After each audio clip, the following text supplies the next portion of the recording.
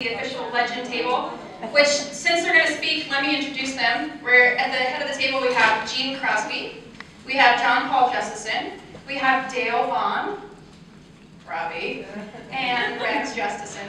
And since he's, someone who loves to pick on me, I'm going to go ahead and start by picking on him, and we're going to turn the time over to Robbie to start.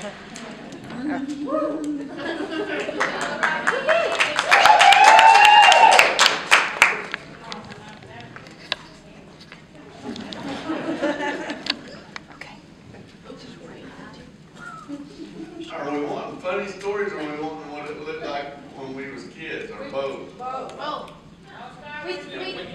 Since this is Relief Society, you should probably start with the best Relief Society meeting story ever. We know you have one. That you did to your mom. Where it includes John Paul, a rope,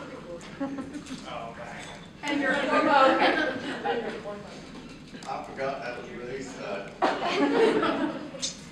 Well, they was at our house, and they had a trick rider that lived on the ranch, and for Halloween he jumped out of the closet and hung himself. And everybody screamed, but I was looking how he hung himself because it looked pretty neat. And I told John when we got home, I said, I can do that.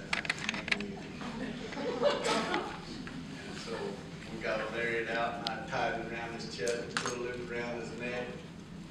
Got on top of the house, and all the women was in the living room. And I slid John down in front of the window, and he just hung there like he was dead.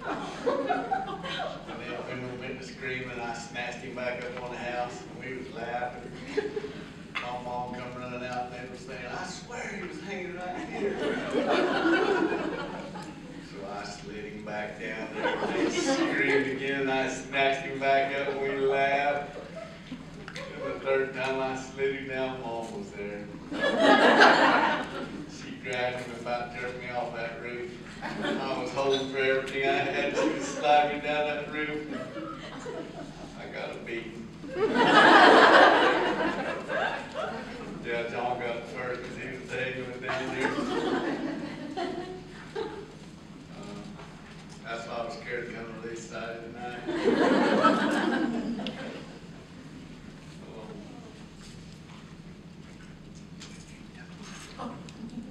They'll tell them something. First time I met this idiot, that's what I thought he was at first. I'd only been out here a few weeks, and I was driving the fuel truck, and we went down 13 somewhere. And about 7 or 8 foot gators, he called me. He said, I'm going to catch that gator. I said, no. He crawled in there, and the gator come swimming to him. He raised up, let the gator get right between his leg, and he just fired up. I never seen such a fight in life. And I said, that guy's not alive. And to this day, it's still not alive. But me and Dean was talking about maybe telling a little history on the ranch. We're supposed to tell some funny stories, but back in the day, we like to start with that, so I don't know what's funny about that. We just slim pickings here on the ranch. The ranch has improved 1,000%. I mean, you come to work here, it was tough going. Me and Shannon had 4 kids, and our first house was for Keith Bunny lived down. There was 6 of us. And we was glad to have it. We was tickled to death. Now I hear guys on the range talking about not making this, the house is too small. I said, you boys don't know what poor is. I said, we had tough times. But one funny story I've been telling myself, back in the day, I got off the fuel truck, I transferred over to heavy equipment. They had me out on Unit 7 pulling feed ditch, and it was a boring job. Most boring job I had in my life. So what I did, you line sit, we didn't measure nothing out, just go as straight as you could. So I was out there one day, bored out of my mind, and I lined myself up with a little white dot way down. And I was going along there, and I'm forward still. Drifting, I looked back. How did I get that crooked? I mean, I went way off.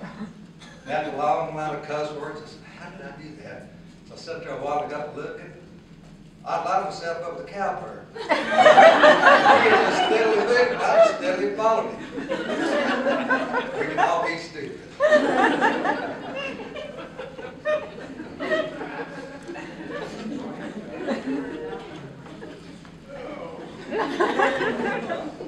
All right, I'm going to tell you about one with me and my younger brother Andy.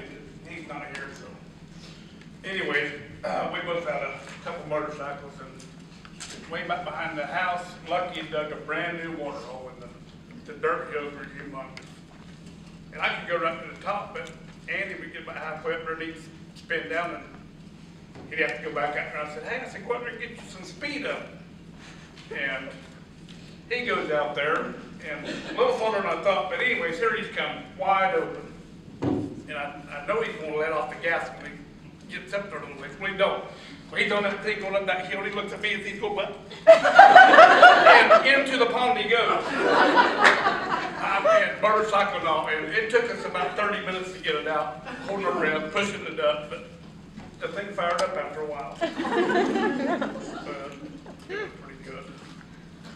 Then this one here wakes me up one night and says, hey, get your brand new boat that you got, and we'll ride the horse out there and go, ain't no FWC there, and kill a gator. Well, we get about halfway there, and we took a slicker. He had his left arm on one side, and I had my right arm in the other slicker, kind of bumped up. That's how little we were. But it come a rainstorm that the horse turned its butt to the storm, and we were both kicking and calling it names, trying to make it move, but it wouldn't move. So we were stuck out there until the rain let up before the horse left. But no, we didn't get the gates.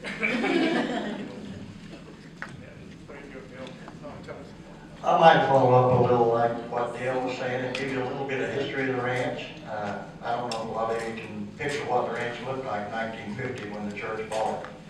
If you ever drive to Harmony and go down 192 and see all the pine trees and palmettos, that's what the ranch was. There was a little 2-lane road here, 192, no 419, no Nova Road, and a little dirt road that cut through the trees and went to 520. And when the sawmill cut all the trees out, they sold the land and the church bought it. The big part came from the sawmill. And they moved those old frame homes. You still see some of them around the ranch from the old where the mill was. And if you were driving home trying to get in that dirt road, it was wet and you got stuck, you walked to your house, you got a tractor and you pulled your car in, you pulled your car out. It was like Dale said, it was tough. There was little homes. We lived in a little 3-bedroom home like the one that's still out by the office area. And there was 8 brothers and sisters and my parents. There was 10 of us in a little 3-bedroom home, and I don't think we knew what air conditioner was till the early 60s. So people had it tough on the ranch. It was really a rural life. You could see a lot of animals. You had a lot of fun. You get stuck. If it was too wet, they'd take us out to the school bus out on 192 in a Russian Jeep. You took your shoes off, got on the old Jeep, drove out the road, got on the bus and went to school. So it was tough. It was kind of like the North Florida operation up there to look at. And over the years, it's evolved, and I kind of listen to some of these guys once in a while talk about a brand new Ford truck, and it's not good enough, not big enough, or a house. And I look back and say, you know, you got screens on the windows, you got air, you got something. When they used to buy us a truck, they'd go to town and buy one 20 years old that had 200,000 miles on it. And we didn't know what 4-wheel drive was till in the 70s. There was 3. Yeah. 3 4-wheel drive was the place not coming to age. They just didn't believe in 4-wheel drives. Harvey Dahl used to say, well, it'll just get you further away from the barn when they get you stuck, so you gotta walk back. So we had to ride horses about everywhere we went. But anyway, it was really rural. You could drive down to headquarters and you could see the panthers, you could see all kinds of animals. And they had a little barn there with a few dairy cows and chickens, and everybody took turns going down milking the cows, doing the chickens, putting it in the cooler so the families could come down and get milk and eggs. And it was just that kind of a life. It was totally different from what it is today. But to make a long story short, I mean, it's been a long road, and it's been really good to see how it's advanced. But just to tell a few stories, I tell one, I'm going to tell it on Debbie Justice. Back when the ranch first started, it wasn't a big office. I mean, we had a manager, assistant manager, a secretary, and a controller. That was it in the office. Debbie issued the snacks, the hot shot batteries, done the time cards, and everything. So if we wanted to get a candy bar, we'd go in and pay Debbie. If we need the hot shot, she was the supply person. And I had this cowboy work for me by the name of Indian Jerry. And maybe that'll tell you something. He was very conservative on water. He didn't use it. He didn't bathe. He could stand his coat up in my truck and it would stand straight up. It was that stiff. The old worm medicines, and we'd go into the office to get some. And the minute he'd walk in, Debbie, you could just hear her face. Trying to hurry up and get us out of it. And one day we walked in getting stuff and he decided to come in. And he come walking up, give her a quarter, I can't remember, dying to get in, turned around, I heard psh, psh. Why didn't I turn around? Debbie was spraying him with Lysol. She kind of cleaned him up a little for her. But there was a lot of good stories. I'll pass this over to somebody and then I got a couple more when it comes down. Rex? I'm scared to death of that kind of work here, and I ain't scared of nobody. Well, I was born on the ranch and had already been here 10 years.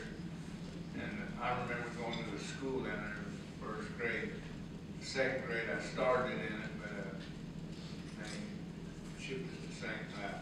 They shut it down, but I remember the lunches. Southern cooking. You go up get seconds and third. It was so good. I gained 10 pounds in the first grade. But, and I can still remember the teachers and that. Miss Harmon and I think Miss Martin weren't them. And I forget who the cook were, but I sure loved them. I can remember growing up working on the ranch, my dad would come get me out of school. Said, you gotta work today. I said, Dad, I need to go to school. You gotta work, you gotta help me push cows today. And I would balk and be aggravated. But when I was 12 years old, I got to work with my brother Coral. And we got to work on the ranch when we were 12, but we worked for free. And I was so excited to go to work. I mean, I was up with my saddle at 5:30 in the morning, sitting at the end of the road. I lived in Wardell, where Justin Hoover lived now. I was up at the end of the road waiting for my brother. Because he'd leave you. He was that kind. If you weren't ready, he'd just pull up. He said, you're going to go tomorrow. But anyway, I was working a turnaround. I was 12 years old. The big boss come down and said, who's running your turnaround for you? He said, Rex did. He said, we need to start paying him. And I never forget, I got $1 an hour, and I was so happy they didn't have child labor laws. I worked 55 hours a week, and most of the time more, but I was so excited to do that. And I'm going to tell you a story about John and Rob. I grew up with them, and John Paul was aggravating us because I never met my life. He would tease his Uncle Rex, and I'd take him down just inches of breaking his arm. I mean, I'd have a twist, and I thought I broke it several times. He'd go, oh, and then as soon as he'd get up, not 3 seconds, not 2 seconds, in a second, he'd be up there poking me again. Me and Robbie would do it a while, and we'd get mad, we'd fight. We'd just fight, we'd go and just laugh. He was tough. I mean, he was tough. Because I was big and I could hurt him. He'd just come back for more.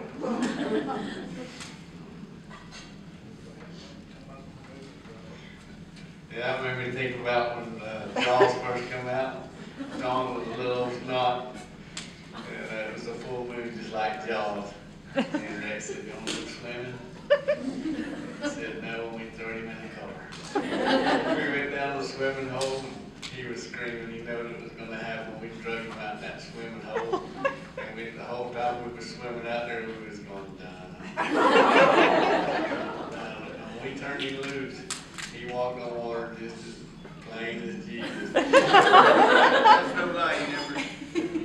We got a savage cussing from an 8-year-old. And me and Rex had to drown because we was laughing so much.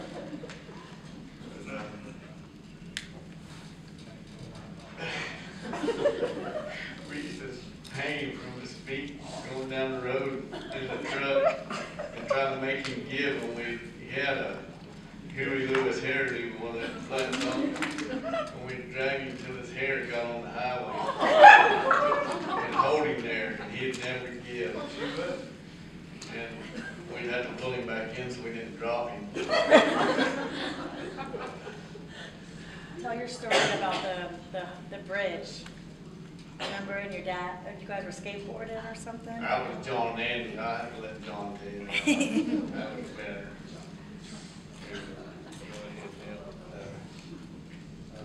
Gene was talking about some of the caliber people too back in the day. This guy was a hero. Up by the office, it used to be called Skid Row. There was a guy, I can't remember his name. This one, he had 2 or 3 wooden houses there, right? This guy had built a chicken coop attached to his house. And he had the chicken nest fixed at a place where we just raised up his window and he'd get his eggs in the And that's the kind of people who's here though. I'm done. All right, well, I'm gonna tell you about Dad and me and Andy and the skateboards. We used to ride up and down the hard road. That wasn't worth a crap back when he was little because the asphalt back then was big rocks. So Dad said, y'all get the skateboard this good to town. And we get over there to US 1, there's a bank there that had a good drop off. The asphalt went down there towards the water. And he said, well, heck, we'll park here and y'all can ride your skateboards all over the place. Well, we brought Robbie's skateboard for Dad. Me and Andy's at the bottom, you know, we're having a blast. We look up there, we can see Dad, and say, well, I can't believe he's gonna ride it. Well, he gets on that thing, and he's going down that hill. About that time a rock was there. And that skateboard come to a stop. And poor old Dad hit the asphalt with his old belly, and it just bounced. And every bounce he was yelling us to get our in the car, we were going home.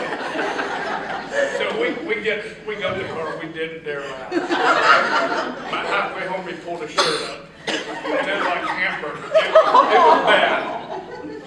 But that was one of them that was really good. Oh, here we go.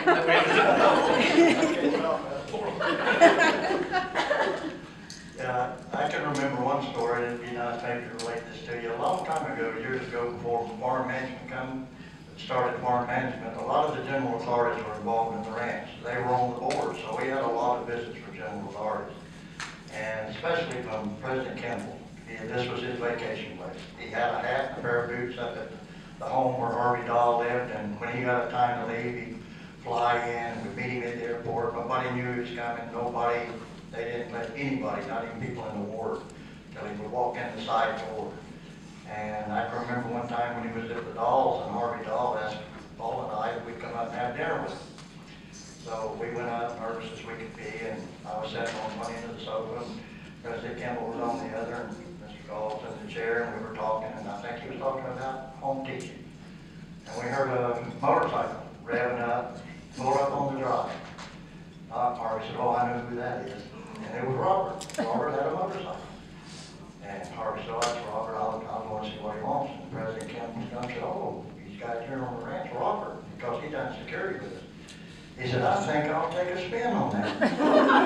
And out of nowhere in the kitchen, Paul, Sister Kimball, Margaret Dawes in doing the food, come this little shadow, about 4.5 foot, said, President, I know you're president of the church, but you're not taking a spin on that motorcycle. Walked back in, brushed her apron off.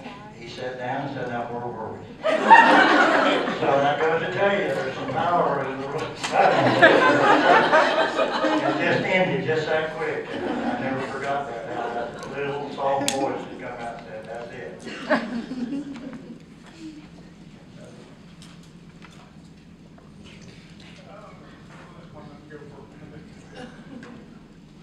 Greg, tell me about how you used to wake up and not how pretty fast. Yeah, I had a brother, Corbin, who was the biggest outlaw. He had a game board. But he became a game warden, he was the best game warden I ever had. And, but anyway, my dad and mom would make me sleep with him out on the porch, because if he got up and left, I'd wake up and I'd go get in bed with them. I was 5 or 6 years older, even younger. I think I was 4 when I started. Anyway, so he just thought, he said, well, instead of him telling on him, he'd take me with him. First time he started doing it, I was about 4.5 years old. And he'd wrap me up in a big army blanket, and then